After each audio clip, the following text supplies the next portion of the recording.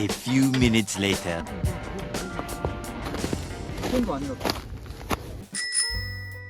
저는 수원상공회의소에서 시험을 봤는데 5층과 지하 1층으로 나누어져 있어서 제 수험 번호가 필요했어요.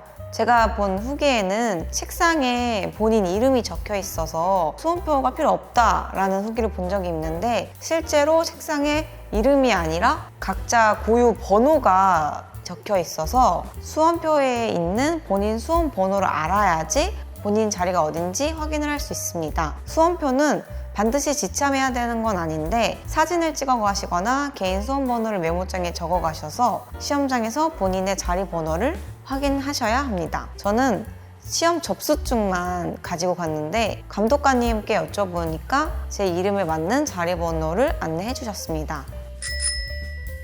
15분간 오리엔테이션이 끝난 후에 9시 15분부터 시험이 시작되었고 시험 경과 30분이 지나는 9시 45분부터 퇴실이 가능했습니다. 준비물에 대해서 말씀드리면 신분증은 필수고요. PBT 시험으로 진행이 되기 때문에 컴퓨터용 사인펜을 준비해 가셔야 되고 만약 깜빡하신 분이 계신다면 감독관님께 빌릴 수 있으니까 참고하시길 바랍니다.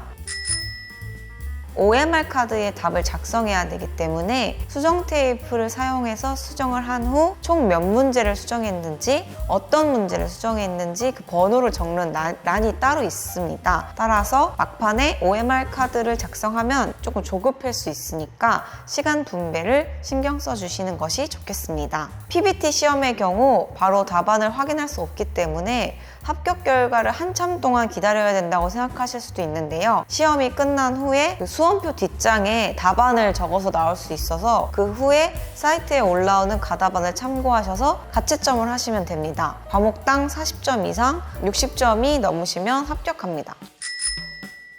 시험 난이도에 대해서 말씀드릴게요. 사실 1회와 비교했을 때 2회 시험이 난이도가 굉장히 급상승했는데요. 1회 시험은 대한상공회의소에서 제공하는 필기 수험 가이드나 기출문제만 풀어도 손쉽게 합격할 수 있는 정도의 난이도였지만 2회는 기출문제만으로는 커버할 수 없는 난이도가 되었습니다.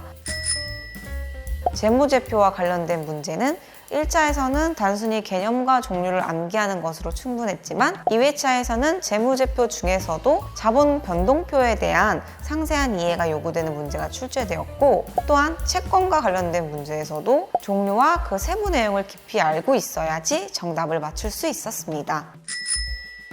1과목이나 3과목과 달리 단순히 글을 읽고 유추하거나 상식에 기반하여 정답을 선택하는 게 불가능한데요. 3과목 경영정보 시각화에서도 1회차 문제에서 그래프의 이름을 외우고 단순 암기로 해결할 수 있었던 반면 2회차에서는 그래프의 이름을 알고 있더라도 각 그래프가 어떤 범주에 속하는지를 전체적으로 이해하지 않으면 정답을 맞추기 어려운 문제가 출제되었습니다. 앞서 말씀드린 것처럼 단순 단답형 문제나 이론을 한두 번 읽으면 맞출 수 있는 수준이 아니라 완벽한 이해를 요구하는 문제들이 주로 출제되었는데요. 물론 저와 같은 경우는 비전공자이기도 하고 준비 기간도 굉장히 짧았기 때문에 더 어렵게 느껴졌을 수도 있을 것 같습니다.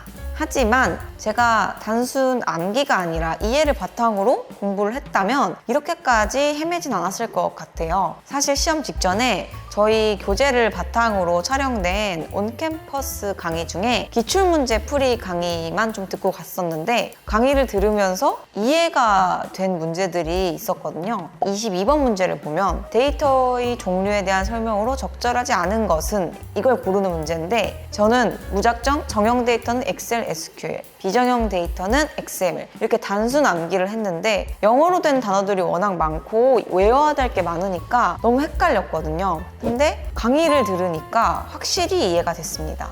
보기 3번에 정형 데이터는 테이블의 모든 행에 동일한 열 집합이 존재한다고 설명하는데 이걸 그림으로 설명을 해주시니까 단번에 이해가 갔습니다. 또 보기 4번도 스키마가 없는, 즉 구조 설계가 없는 not only SQL이라고 해서 SQL뿐만 아니라 모든 것을 포함하는 비정형 데이터에서 사용될 수 있다는 설명을 듣고 바로 이해가 갔습니다. 기출문제 풀이만 듣고 가서 시험에 나온 내용만 이해를 하고 갔기 때문에 이론까지 전부 다 들었다면 훨씬 더 많은 문제를 맞출 수 있지 않았을까 하는 생각이 들었습니다.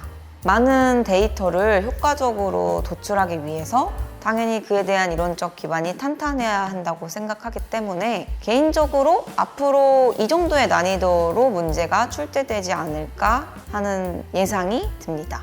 내년 시험을 준비하시는 여러분들도 경영정보 시각화 능력 필기 저희 교재를 통해서 공부하시고 저자 선생님께서 직접 집필하시고 강의하신 동영상 강의도 참고해 주시면 좋을 것 같습니다. 이상으로 경영정보 시각화 능력 2회차 필기시험 후기를 마치겠습니다. 감사합니다.